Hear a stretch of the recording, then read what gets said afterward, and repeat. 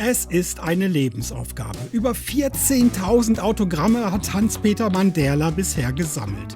Seit über 6 Jahrzehnten betreibt der 74-Jährige aus Langgöns sein Hobby. Also der Zeitaufwand, nur um die Autogramme zu sortieren und einzuordnen, dürften etwa 1 bis 2 Stunden am Tag sein, mal mehr, mal weniger. Aber als Pensionär habe ich die Zeit.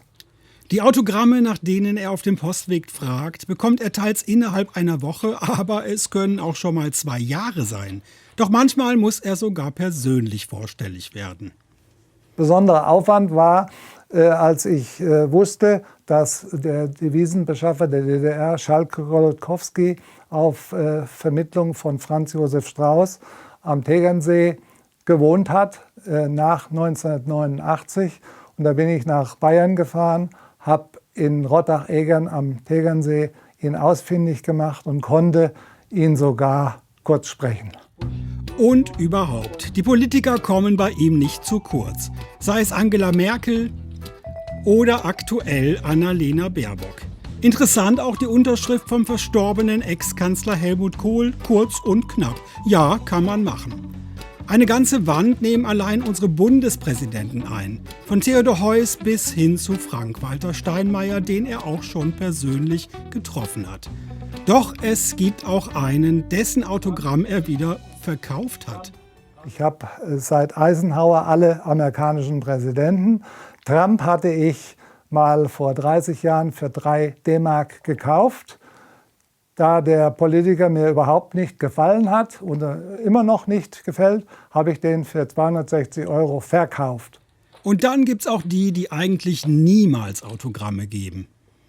Päpste geben grundsätzlich keine Autogramme, auch Königshäuser geben keine Autogramme. Aber wenn die auf Staatsbesuch sind, dann unterschreiben die nicht nur ins Goldene Buch, sondern auf ausliegende Bilder schreiben die schon mal ihren Namen. Und so ist dieses Papstautogramm des polnischen Papstes irgendwie zu mir gekommen.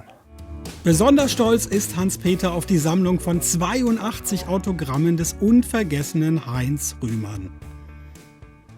Das war das letzte Autogramm, was ich von ihm kurz vor seinem Tod bekommen habe. Dieses, wo er so betagt ist hier. Bei der Riesenmenge an Unterschriften hat er doch bestimmt auch seine Lieblinge.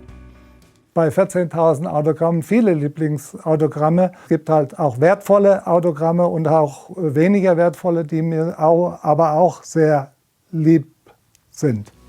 Doch nicht nur Politiker und Schauspieler tummeln sich bei Hans-Peter. Ein großer Teil sind unsere Sportikonen, wie die leider gerade viel zu früh gestorbene Rosi Mittermeier.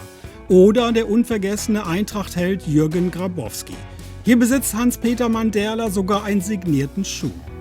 Weiter geht's mit Tennis. Das ist ein echt gespielter Schläger von Boris Becker, der hier auch signiert hat. Und natürlich darf die Damenwelt nicht fehlen. Das ist ein Schläger, der signiert ist von Steffi Graf, von der Gabriela Sabatini, von der Conchita Martinez und von der Mary Jo Fernandez. In der Sparte Moderation ist natürlich auch der HR dabei. Hier unsere liebe Susanne Atwell. Ich sortiere die gerade reingekommenen Autogrammen nach diversen Dingen. Beispielsweise Beckenbauer und Kohl ist reingekommen, der Joshua Kimmich, Fußball, Reus und natürlich hier haben wir Schauspieler, verschiedene, die gerade reingekommen sind, aktuelle und weniger aktuelle. Und dann habe ich wieder nach Sport, sonstige Politik, Kirche, es ist also alles wird vorsortiert, um dann später in meine Alben zu gelangen. Und wer jetzt selbst mal einen Teil der vielen 1000 Autogramme sehen möchte, seit heute werden sie im Einkaufszentrum Forum in Wetzlar ausgestellt.